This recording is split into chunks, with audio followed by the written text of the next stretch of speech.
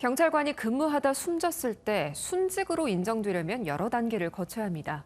이 과정에서 순직 인정이 쉽지 않아 유가족들이 신청 자체를 포기하는 일이 많다고 하는데요. 어떤 어려움이 있는 건지 손기준 기자가 알아봤습니다. 지난달 말 서울의 한 경찰서 소속 50대 A 경감이 근무 교대 직후 갑자기 쓰러졌습니다. 끝내 숨진 A 경감의 사인은 심근경색. 인사혁신처가 순직을 인정하면 고인의 유족은 연금과 보상금을 받을 수 있습니다. 하지만 A씨처럼 질병이 원인이라면 이야기가 달라집니다. 지난 3년간 경찰관의 순직 신청 사례는 70건, 이 가운데 질병 순직 신청이 가장 많습니다. 하지만 순직 인정 비율은 절반 정도입니다. 질병과 업무의 연관성을 유족이 직접 증명해야 하다 보니 순직 인정 비율이 높지 않습니다. 유족이 순직 신청을 아예 포기하는 사례도 적지 않다는 게 일선 경찰들의 지적입니다.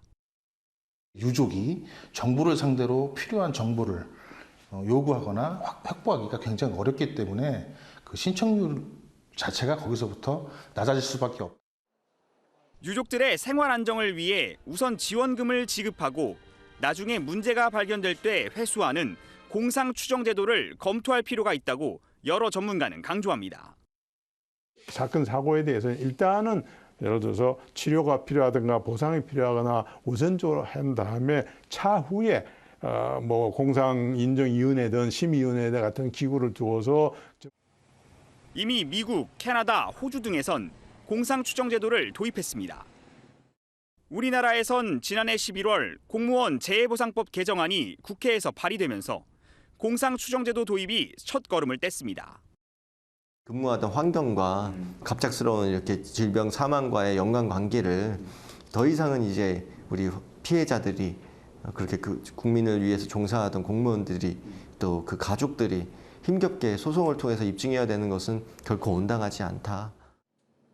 경찰이 안심하고 업무에 전념할 수 있도록 필요한 제도적 기반은 무엇인지 이제라도 논의를 해야 할 때입니다. MB 뉴스 송기준입니다.